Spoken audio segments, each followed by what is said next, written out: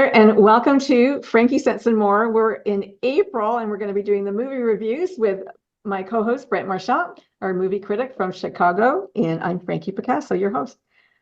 Welcome. Hey everyone, Hey, hey. good to see you again.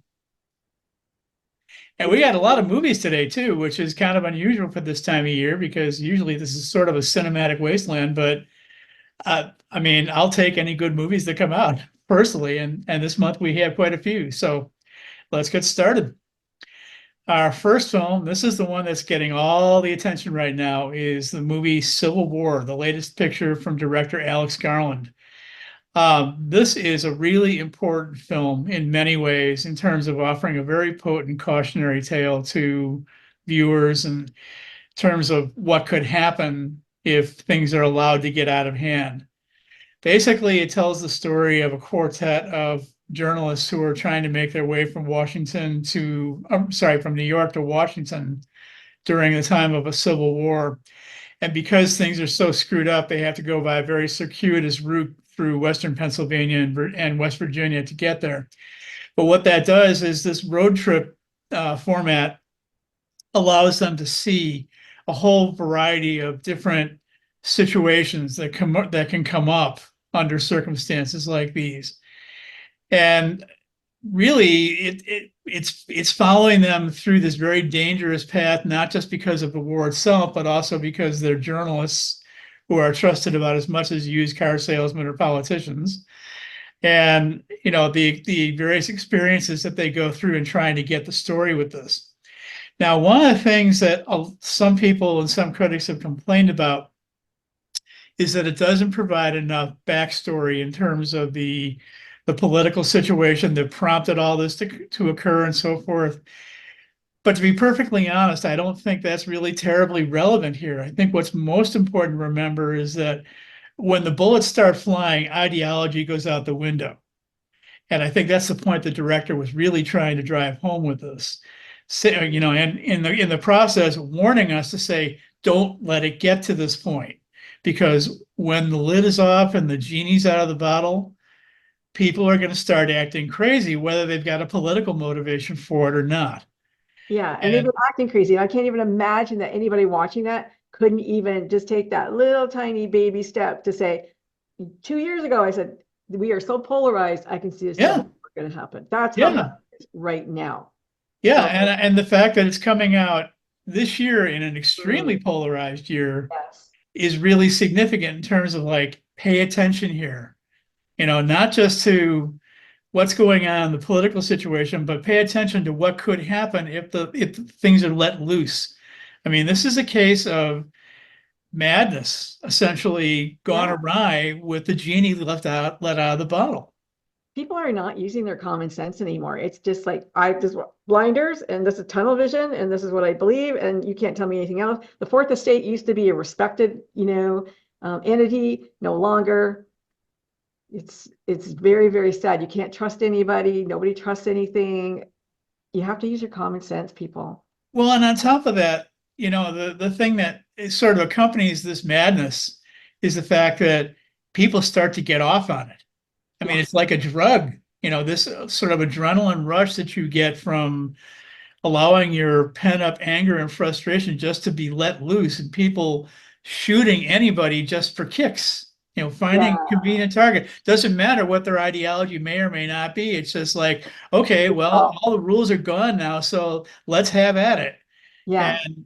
And I think we saw a little bit of that with the past president relaxing some rules and letting the freak fly a little bit, and giving people that, that sanction to say whatever they want, feel whatever. Well, there's certainly, I mean, there's certainly a lot of allusions here to January 6th. Yeah. Okay. Yeah. And it's also kind of interesting when you hear about a certain candidate talking about wanting to change the rules. In this film, the president is in his third term.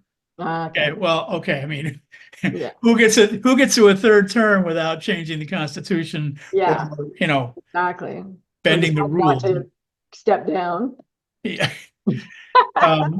Now, because the director is so anxious to get his point across, this film can be rather excessive at times, and anybody who's squeamish or faint of heart probably shouldn't go see it. But if you do go see it, pay close attention to what they're trying to tell you. There's a lot of people I know out west that have guns, that have food storage for a couple years in their basements, and they're not afraid to use them. And they're waiting for this day. Yeah. They're waiting for this day. Now, the thing that I also liked about this film is it features a number of fine performances. I mean, this is probably some of the best work that Kirsten Dunst has ever done. Nice. And she's got a really great supporting cast behind her. And there's one really, really, really creepy scene in this movie with Jesse Plemons. Oh, really? With her husband? Who is uncredited. And you don't really realize that he's there until you see him on the screen and say, oh, that's him. I mean, oh my goodness. And he plays a militiaman who is ready to just about kill anybody. Wow. Yeah. So that's a really chilling scene.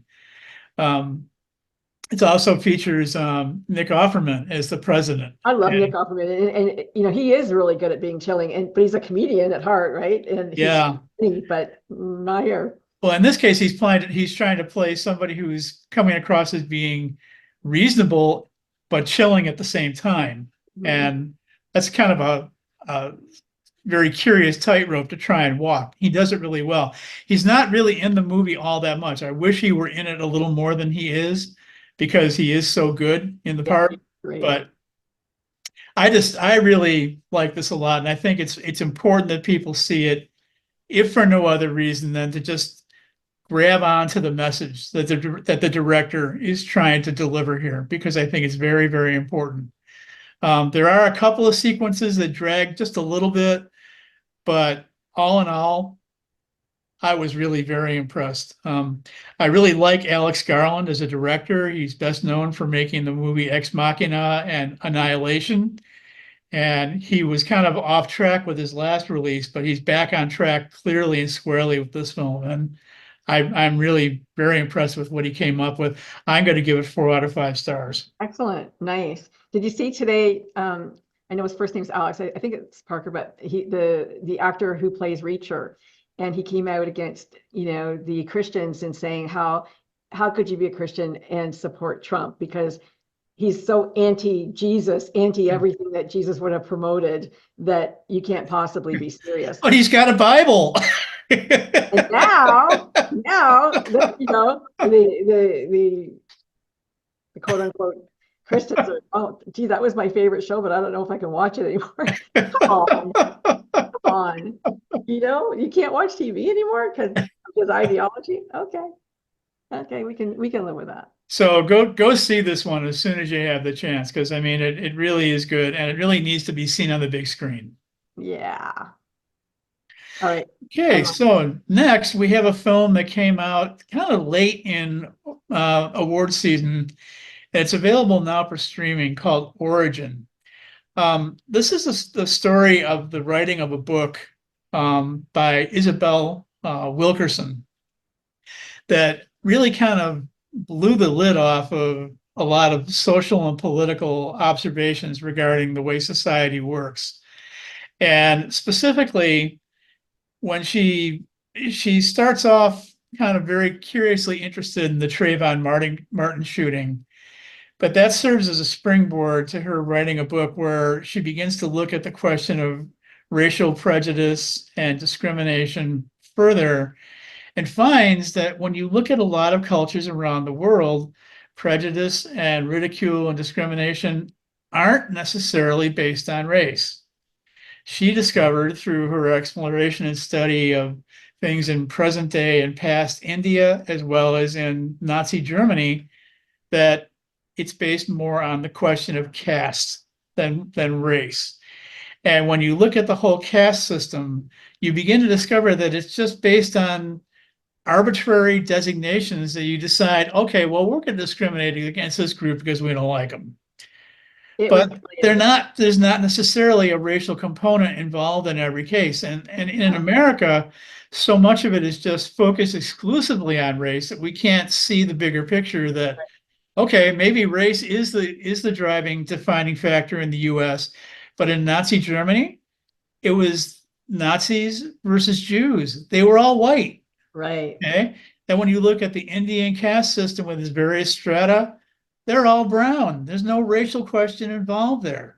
This is a social matter, not Right. just a racial matter. It was so interesting and such a good film and so well done. It was, and the way she brought you along to understand the complexity of the issue. And Yes. then finally, you delve into it. And what was chilling and interesting, I think, was the idea that Nazi Germany had looked to America, Yes. what they had done, Yes. and took all of that.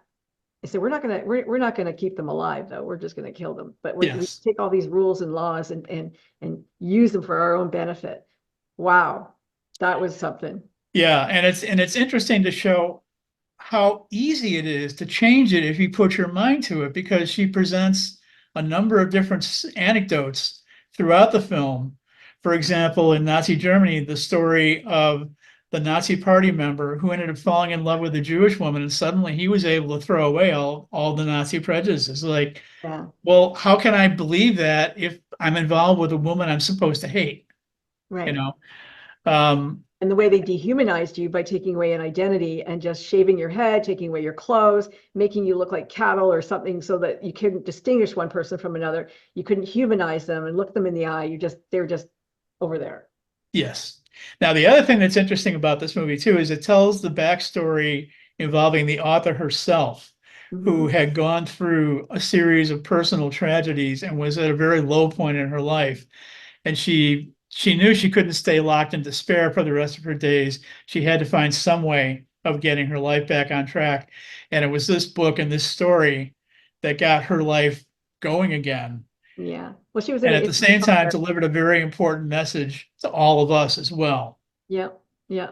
Really, It's a really. really hard mix to put those two very distinct and different, story threads Yeah. together in one picture and make it work. Ava DuVernay did a fantastic job. Ava Yeah, I mean, Ava did a fantastic DuVernay job. is such an underrated director. I mean, she did a great job a decade ago when she made Selma, Yeah. and she's done a tremendous job here. I'm a little disappointed that it didn't get more recognition and attention during award season. I think people find her a little off-putting, maybe a little and this is just what I've heard, that people find her not aggressive, but maybe the ego is too much or something. She's not gonna get in a relationship, she's not gonna get married because she just wants to be a filmmaker. Some people don't like that. Some Well, I people, think a lot of it has to do with the fact that she's unrelentingly outspoken. yeah, yeah, well, She's that's not it. gonna I be guess she's that's not it. gonna shut up.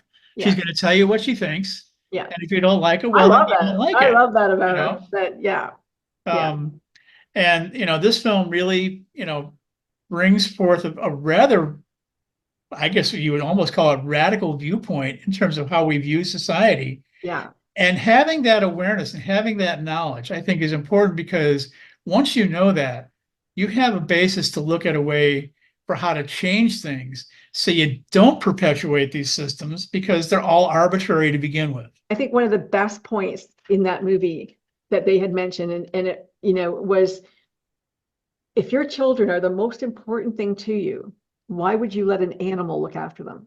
Yes, You wouldn't. exactly. You wouldn't. And so they knew that the African Americans were not animals. They knew that they were intelligent. They knew that they could trust them to look after their children. And yet they still chose to perpetuate this, Yes. this idea that they were, not intelligent, not, just underneath us. And not equal. And I mean, you see that in the anecdote toward the end of the film with the story of the little black boy who was on the baseball team Yes. Oh, and that was was so not a sad. lot. Oh my That God. really was gut wrenching. I mean, It he had was. a little league team and they won a championship, and he was the only one who was not allowed to participate in the celebration simply because he was black. And when they put him on that raft, it's like, why Yeah. did you do that? Why bother? Like, what Yeah. was that about? Don't touch the water. We'll have to clean the pool. Oh my God. Like they've Yeah. got babies or something, And that was just in 1951. That wasn't all that long ago, Yeah. you know? Yeah. This, So I mean, I really recommend this I one do too. highly, but it's the kind of movie that I'm going to caution viewers that they have to pay attention to it. It's not the kind of movie you can watch very casually. You can't, be hanging the drapes while you're doing this or ironing or whatever. I mean, you really have to sit down and watch and concentrate on what this movie is saying, A what little it's long, trying to but it's do. really, really, really, really worth Yeah. it. Yeah. Really. So I'm gonna give this one 4 also. I give Four. it 4.5. I loved it. Absolutely loved it. Okay. Okay, so next we have a trio of films that are all having to do with heroic and uplifting, compassionate messages. The first one of them being One Life, which is a film that tells the story of an Englishman named Nicky Winton, who in the 1930s worked tirelessly to help Jewish children from Czechoslovakia escape the encroaching Nazi German party into their country. Uh, Everybody said that he was crazy. Everybody told him he couldn't do it, but he worked tirelessly to get 669 children out of the country. And the story begins with Nicky in his elderly years, played by Anthony Hopkins. He's sort of disenchanted with the way things have gone. He feels guilty over the fact that he wasn't able to do more. He also is sort of disappointed that the story, which was a big time in 1938 when he was organizing this, had kind of fallen off the radar and been forgotten. But he ended up contacting a friend of his and showing him a scrapbook of his days from when he was in Prague working to get these people out.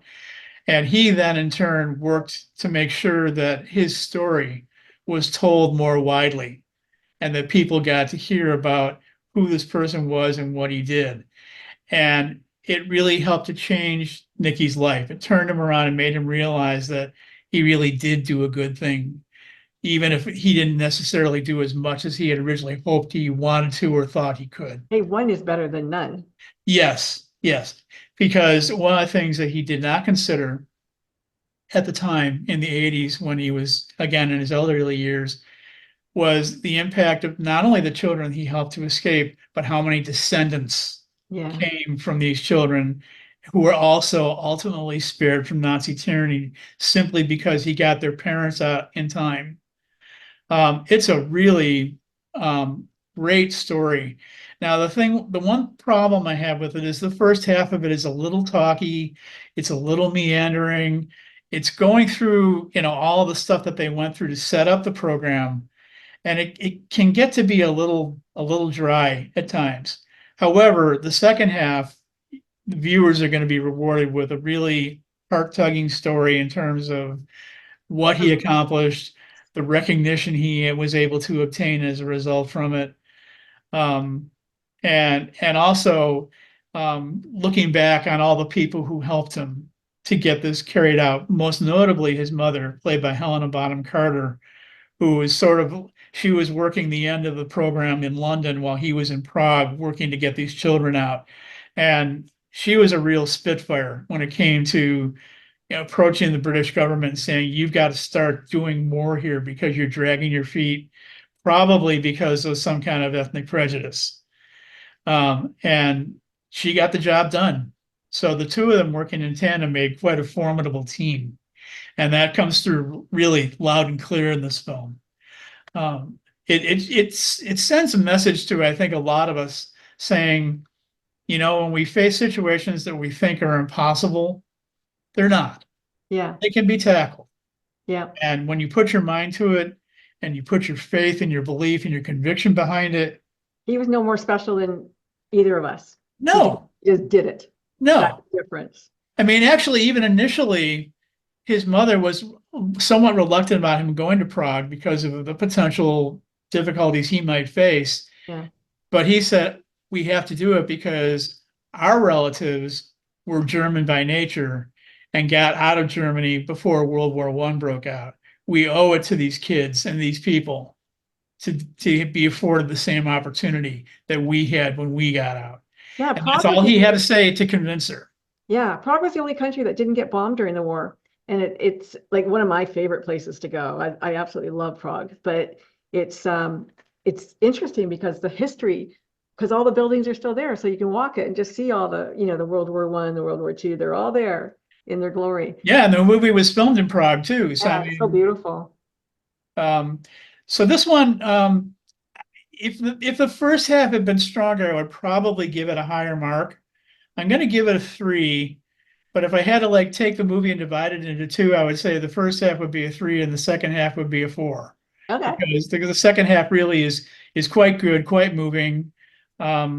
I love Anthony Hopkins. I think anything he does is pretty good. Yeah, and he's got a really good supporting cast in there too. He's Helena got Bonham Carter, I Ina love her. Owen playing his wife. Oh yeah, she's great. He's got Jonathan Pryce playing the friend who helped him get the story out. So I mean, and Johnny Flynn, who plays the younger version of Nikki, they're all good. Yeah, They're really great cast. that's awesome.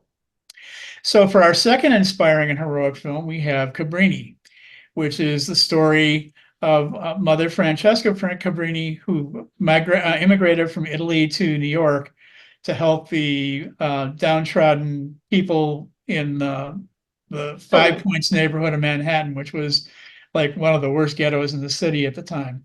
Yeah. She originally wanted to set up a mission in China. She was denied. She went and talked to the Pope and said that I believe this is my calling in life. I want to do this. And he said, I'll tell you what, I'll let you do it, but I want you to make one change. I want you to start out in New York first and then go from there. And that's what she did. And she ended up building a series of orphanages and hospitals. And she was fighting the prejudice against the Italians in New York at the time. And we're talking. She was very ill. Even when she left, she was ill. She knew that she had almost drowned as a child, so her lungs were very weak. Yes. So when she came to New York, it was like really bad for her. And they expected her to live maybe a year or so, but she carried on for years. She ended up living to be 67. I mean, she was a young woman when she arrived. Yes. Yeah. So, I mean, it tells a very inspiring story in terms of what she was able to accomplish, what she was able to do. It's a feminist story too, because the men were so against her. It was like, well, you're a woman. What can you do? Exactly. That was the in Italy, in Rome. That was the thought. When she gets to New York, they go, well, you can raise money, but you can't do it from any of the people and any of the politicians and anybody that we know. So it's like, oh, okay, thanks very much. And actually, even before she left Italy, the cardinal over there, before she got to meet with the Pope, said basically, just go back to your convent and, be content. Be a good little girl. And she was another, like Nikki Winton's mother, she was another Spitfire who just refused to say, no, I'm not going to do that. I'm gonna make my way here. So just to like really put the emphasis on what Francesca did, there's all kinds of institutions named after her. She built 63 hospitals, 200, I don't know. Something like that, yeah. 100 hospitals in Chicago. There's one named after her. Around the world, she's in almost every country in the world has a health hospital institution. And like from this little nun mother who, probably in her 20s, who went to New York, like she established all of this big, huge empires. Absolutely phenomenally amazing. Well, actually, it's interesting too, because here in Chicago, I mean, she's like an icon because not just because of her hospital and clinics and so forth, but also this is where she died. Yeah. And I mean, she's like she's got shrines all over the city and so forth. I mean, she's, a big deal. Big deal. Big deal. I was so happy to see it. I loved this movie so much. I was so happy to see it. And I thought it was so well done. Well, now this is the one kicker I have about this one. It's a very good story. And I emphasize the word story because when I did some research on it afterward, I found out that the script plays kind of fast and loose with a lot of the facts. For example, before they left Italy, she told her sisters, we have to speak English now when we get to America. She didn't speak English when she got to America. One of her sisters had to do the translating. Okay. The mayor, there was no such Mayor Gould played by John Lithgow in the movie. He's a composite of other politicians. The opera singer. He was realistic, though, I think. Yeah, the opera singer who she approached to help, raise money and so forth, he didn't exist either. So, I mean, I don't mean to be a nitpicker about this kind of stuff, but having been trained as a journalist and a historian, these are some of the things that I get a little troubled when they start fudging the facts a little bit. So I think it's important that viewers know that this is a fact-based story, Sure. but But it's the not result gospel. is she still did all those things. She still did all those things, but the screenplay and the story presented here, it's not gospel.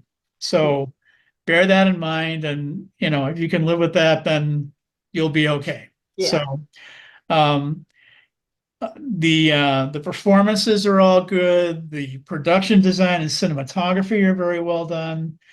Um, I'm actually kind of surprised that this movie has had the staying power in Yeah. theaters that it has. I mean, it's been out for like almost 2 months and it's still in theaters. Which, Word of mouth is spreading on this yeah, one. word of mouth. And I mean, also for a movie with religious themes, I mean, how Yeah. many movies like that stay in theaters for a Yeah. long time? So, People are craving goodwill. I think they're craving something positive. yeah. And I think, you definitely get that message with this film, the idea of being charitable to others. And the other thing too is that you see that in many ways her character is presented very much as a realist. Yeah. She's not somebody here who is like, lost in quoting Bible verses all the time or Yeah. She's not looking to being a God to come to Pollyanna, her. She's looking to, cleric about this stuff. She's very hard-nosed and realistic. she's like, God helps those who help themselves. So I'm going to go help myself. That was Exactly. her zeal. Exactly. Yeah. Yeah. So I'm going to give this one 3.5. Okay. I It go a would little probably would have gotten higher. higher if it had been a little more accurate, but Okay. It didn't bother me. I loved it. I loved it. If you want a good story, go watch it. so, and then our third film about inspiring stories is a documentary called Radioactive: The Women of 3 Mile Island, which is available now for Oh, streaming. God, this was scary.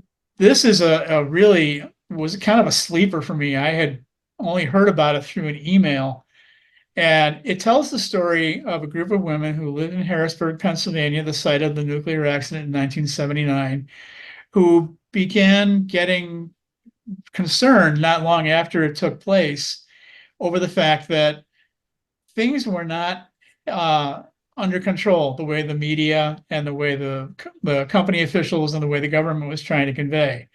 They discovered very quickly that this accident was far worse than anybody knew, and they were making it their cause to go out and let the Oh, public I know. think they knew what they said. Yeah, Yeah. exactly. Yeah. And very conveniently, the official sources didn't have sufficient records to be able to prove what the women were claiming. So, these people in officialdom had sort of an out, as it were.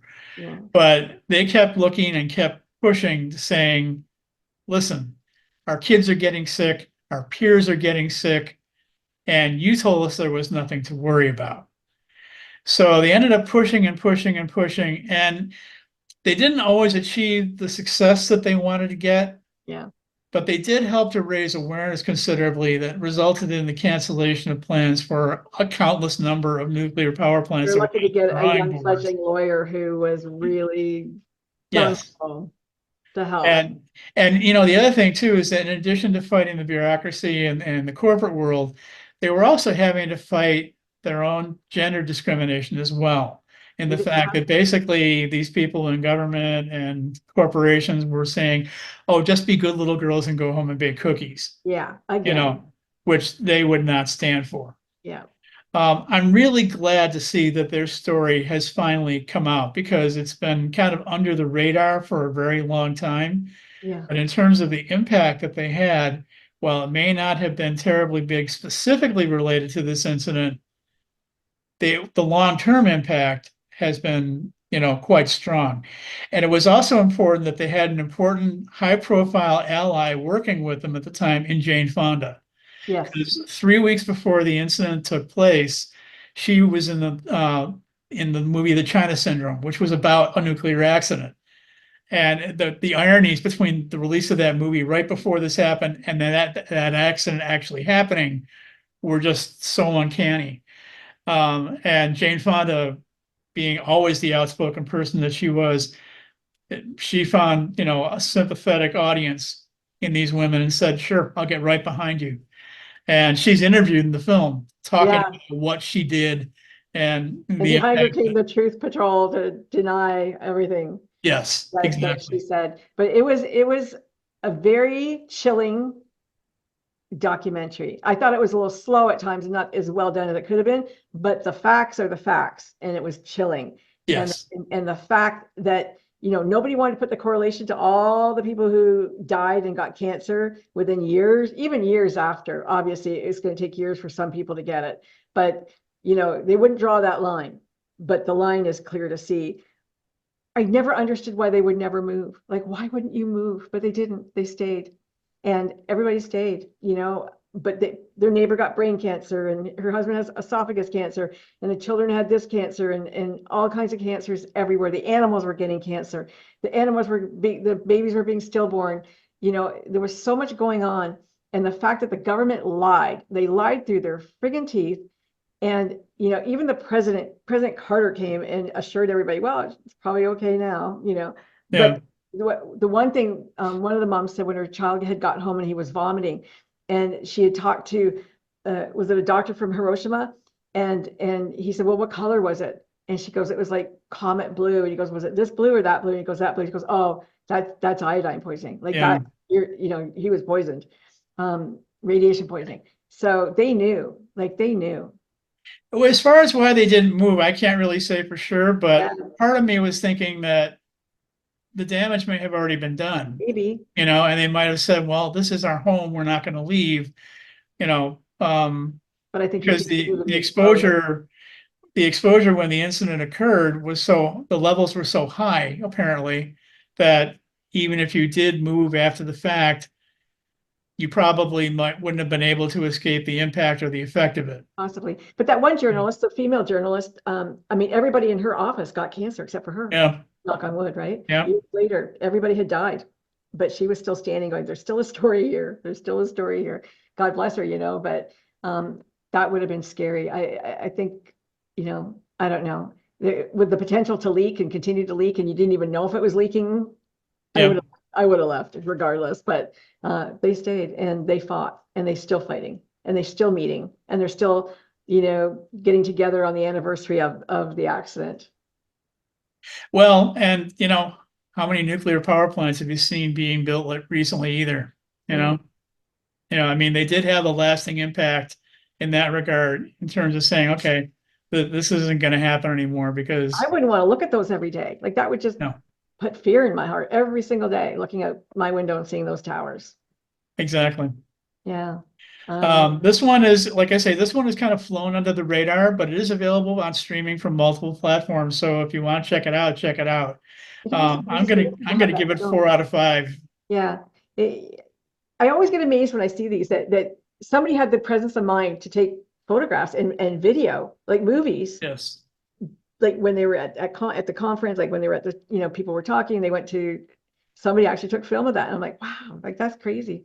You And wouldn't this, think, we're talking going back to like the late 70s and 80s when yeah, that kind of equipment was not yeah, you didn't widely have a cell available phone. or widely used. I mean, Yeah, the fact that we have a record of that, I think, is really pretty significant. yeah, absolutely, 100%. So kudos to them for being so smart. Like they were smart, but they're still baking for money. They're still baking, but not like the politicians wanted them to do. So now that we've had our fill of all these films with kind of heavy themes, we're Yeah. going to finish off with something light. And that's a new absurdist comedy called Problemista. This film was originally supposed to be released last summer, but it was delayed because of the actor strike. And it just came out about 6 weeks ago. This tells the story of a young guy who lives in El Salvador, and he has a very vivid imagination and wants to become a toy designer. So he ends up, coming to the U.S. to live out his dream and apply for a mentorship program at a major toy company. The one problem, though, is that he has to be in the U.S. to apply for it and to be able to take advantage of it, which means that if he's going to come here, he has to come on a work visa and maintain employment for as long as he wants to stay. Well, he lands a job at a cryogenics company, but an accident occurs that potentially could have cost the client, from being thawed. So he ends up losing his job. and he's essentially got 30 days to try and find a new sponsor so he can get a new visa so he can stay and apply for this internship. He ends up getting involved with one of the clients from the cryogenics company, who is this really wild and whacked out art critic played by Tilda Swinton. He's always over the top. Yeah, she's the curator of her late partner, who's frozen at the company, and she wants to stage a show of his work to help raise money to keep paying for this curation. And the young guy says, "Well, yeah, I can step in and help you with that. If you want that, I'll gladly do that if you'll be my sponsor, so I can stay here." Well, it ends up he gets put through his paces in terms of all kinds of crazy situations in terms of working with her. And it's kind of like it goes from bad to worse, from one crazy situation to the next. And the story is told with some very interesting cinematography, production designs, sets. I mean, it's really very clever in the way the film is put together. And it's also really out there in terms of its absurdist sense of humor. Um, the would-be intern is played by Julio Torres, who's a former staff writer for Saturday Night Live, and he brings a lot of that strange, wild wackiness to the film and to his character, and especially to Tilda's character. I mean, she's just really off the wall. It's very funny, but it also has an important message in it, in the fact that it shows that good things can indeed come out of bad situations, because it seems like every time something bad happens, it opens the door to something new that's going to help them, even though that new door ends up opening to another bad situation that has to be resolved. But it really shows that, there are silver linings out there, as long as we, have faith in seeing them realized, and that we can use them, to see our dreams come true. This movie's a lot of fun. I mean, it's just, weird and wild. And if you really like things that are absurd, I think you're really going to enjoy this one. Like we're so down on these immigrants from El Salvador and from different places, and you see somebody who's just so desperate to live out his dream, and to deny that just seems so unfair. Oh, we're here, but you can't come. Like, come on. Well, and also the fact that he was forced into having to actually come to the States just to apply for it, when in a lot of cases with these kinds of mentorship programs, doesn't matter where you're located, you can apply for it online, period. Exactly. So, that's just something else that he raises in the film is, don't make it needlessly difficult on those who are interested in pursuing these dreams. Yeah. Yeah. And what did Isabella Rossellini? She was oh yeah, she's the narrator, and her dialogue is really very witty in terms of the way it's written. So I mean, that adds another bit of humor to this as well. I like her. So I really enjoyed this one. It was worth the wait. Sorry it didn't come out when it was originally supposed to, but when it got released in March, I was like one of the first ones in line to see it, and I really, really enjoyed it. I would give this one 3.5 to 4 stars. Okay. And it's still in theaters in some limited locations. I'm guessing it will probably be available for streaming not too far down the road. Yeah, I haven't seen it in the theater.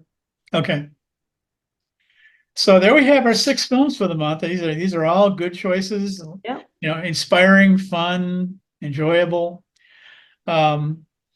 But before we go, I just wanted to make a quick mention of a couple other things. I know it's been over a month now since this happened, but in our last broadcast, I presented my Oscar predictions. I'm proud to say I went 6 for 6 on the top categories. Congratulations. I have a blog on my website, brentmarchant.com, if you want to read about the results. I also want to make mention of an upcoming blog that should be probably published next week, which is going to present my wrap up of another one of the early years film festivals, the Chicago Latino Film Festival. Oh, okay. This is the first time I've attended this festival. I've seen a couple movies so far. I've got a couple more to see, and I'll give everybody the lowdown on what I saw next week when that blog gets posted. So nice. Thank you, Brent. Thanks for that. And thanks for And joining. we've got a lot more good stuff coming up in the next few weeks, and that's even before the summer movie season starts. So keep an eye on your listings. There's some interesting things coming out, and have at it. Yeah, yeah, there's some good stuff out there. There really is. And if you're open to foreign, if you're open to new ideas and new things, like try them. All I can say Yeah. is try. I'm always pleasantly surprised when I move away from mainstream, usually. Well, yeah, especially lately when I've been seeing so many announcements coming out about upcoming plans that the domestic studios and distributors are planning for, and there's no imagination behind any of it. It's sequels, it's reboots. I Yeah. mean, how many And then times do another we have? Popeye or another, like you got to get creative here. Come on. Yeah, I mean, how many times do we have to see some of these same stories over and over and over and over again? I mean, Yeah, come on, folks, other people in other places have enough imagination to come up with stuff that's new and different and refreshing. Why can't you do the same? exactly. You know, Exactly. All right. so Well, goodbye, Facebook. We'll take see you. care. Let me stop that.